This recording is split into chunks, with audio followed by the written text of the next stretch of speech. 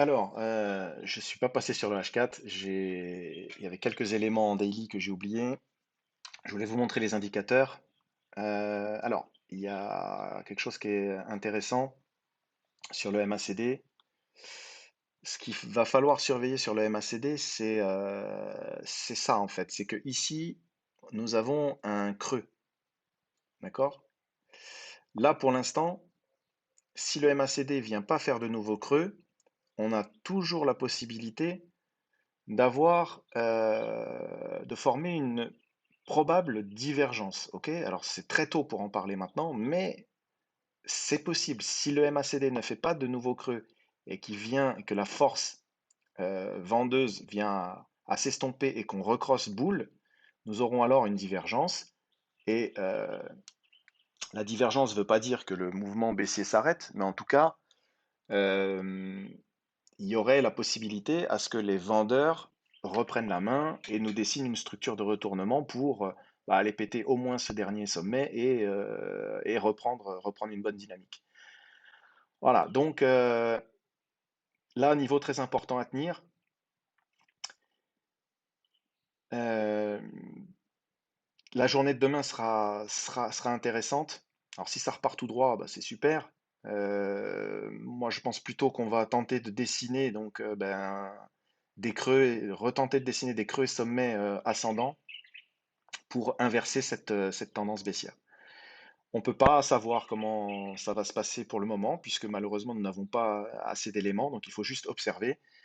Euh, voilà, on est sur un support, mais la zone finale est peut-être ici. Alors maintenant, je vais passer sur le H4.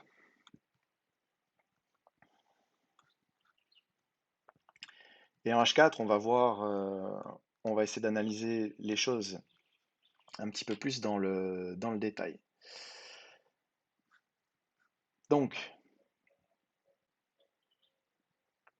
on va laisser ce fib, mais ce que j'aimerais bien vous dessiner, c'est ça. Puisque là, en H4, on va tenter d'analyser en fait ce mouvement.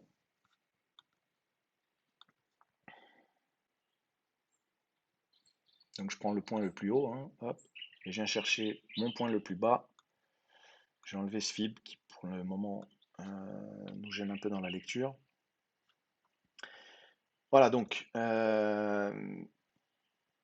on a ici donc ce mouvement baissier avec un bottom qui a été trouvé hier hein, au 39 600, 39 500. Voilà. C'est très proche du niveau que nous avons identifié. Et qu'est-ce qui se passe? Eh bien, on a eu une réaction et un cours là, pour l'instant, qui bute. Il bute pas n'importe où, il bute sur les 38,2. Donc, on va repasser sur le daily pour que vous puissiez voir. Il bute sur les 38,2 de retracement de tout ce mouvement baissier, hein. La reprise des 38,2 est très importante dans le cadre d'un mouvement baissier. Donc c'est normal qu'ici, on ait un niveau de résistance. Si on vient à clôturer au-dessus de ce niveau, le prochain qu'il va falloir surveiller, ben, c'est celui-là, les 43 127. Parce que les 43 127 est le premier niveau de retracement qui, s'il est repris par les acheteurs, donne un signal comme quoi les acheteurs veulent pousser plus haut le cours et que les vendeurs sont en train de perdre la main sur ce mouvement baissier, sur ce mouvement baissier-là, hein, celui ici au bottom d'hier. Ok. Donc là, on a un niveau très important. C'est aussi un niveau important pour tenter un short. Parce que si ce niveau, bon, je vous rappelle qu'on est jusqu'à présent dans un mouvement baissier, et que si ce niveau ne passe pas, là encore, ça veut dire que les vendeurs gardent la main sur ce mouvement. Et donc, ils vont chercher à pousser le prix plus bas. D'accord? Je me répète, si les acheteurs pètent ce niveau, eh bien, on risque d'aller plus haut. Donc, on va retracer ce mouvement et la zone visée sera les 45 000, voilà, entre les 45 000 et les 46 000. Donc on pourra avoir un retour éventuellement sur cette trend et puis voir après comment ça réagit ici, hein. Il y aura une pression vendeuse. Mince. Il y aura une pression vendeuse ici pour pousser le prix plus bas, puisque les vendeurs se manifesteront dans cette zone. Mais tant qu'on n'a pas dépassé ces 43 127, c'est les vendeurs qui sont toujours en contrôle du mouvement, hein. Donc, tenter un short sur ce niveau-là, ça se tente, ça se trade. Donc, c'est vraiment le niveau à surveiller en H4.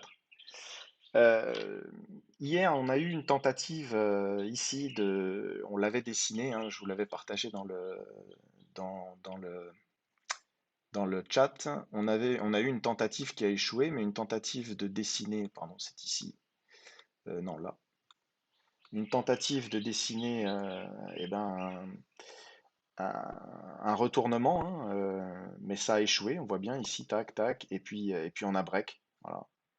On a break, donc on n'a pas réussi, les vendeurs n'ont pas réussi à retourner le mouvement. Et on est allé chercher, ben avec cette bougie, qu'est-ce qu'on est allé chercher? On est allé chercher le niveau des 39 500, donc la borne basse de l'ancien range, et aussi ben, les liquidités et les stops qui étaient placés sous ce rachat. Ce rachat assez massif d'hier, hein, sur la bougie H4, ben, les stops étaient placés dessous, et ben, le marché est venu chercher. Donc, comme je le dis depuis un moment, pour moi, on est vraiment dans un marché qui chasse les liquidités, aussi bien des acheteurs que des vendeurs. Et on le voit, comment dire, l'action de prix nous montre cela. Bon, en H4, en tout cas, au niveau des indicateurs, on a un MACD qui nous montre clairement une perte de force vendeuse. Hop là. Pour le moment, hein, pour le moment, ça peut changer. Nous sommes que sur du H4, mais on voit très bien ici que voilà, on a un creux, un deuxième creux, on a des creux ascendants avec un possible. Ici, nous avons la ligne de neutralité, hein, entre le bear et le bull, on va appeler ça comme ça. Mais il est possible que nous ayons un cross bull, donc avec ici une divergence qui est en cours de formation, hein. Voilà, une divergence. Elle n'est pas validée, elle sera validée qu'à partir du moment où bien l'histogramme repasse dans la partie verte. Mais ici, on a une divergence mince, pardon, sur ce mouvement-là. Voilà. Sur ce mouvement, on a une divergence. La divergence veut dire que ben, la force vendeuse s'estompe. Ok. C'est en cours de formation, ce n'est pas validé. Donc attention. La validation, je répète, c'est repasser au-dessus du niveau 0.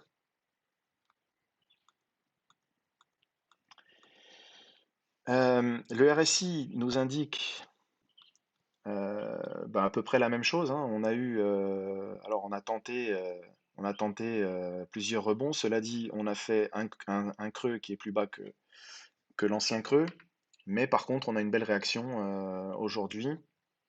Le RSI était vraiment enfoncé dans une zone très basse, hein, puisqu'on est venu quasiment enfin, sur les 19, ce qui est assez rare, hein, de venir aussi bas, hein. On peut le voir.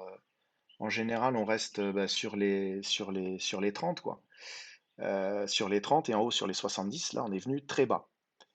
Euh, Ça amène une réaction, hein. On voit bien que quand même, là, on a aujourd'hui ben, repoussé de presque 8% sur le BTC, donc c'est un beau rachat.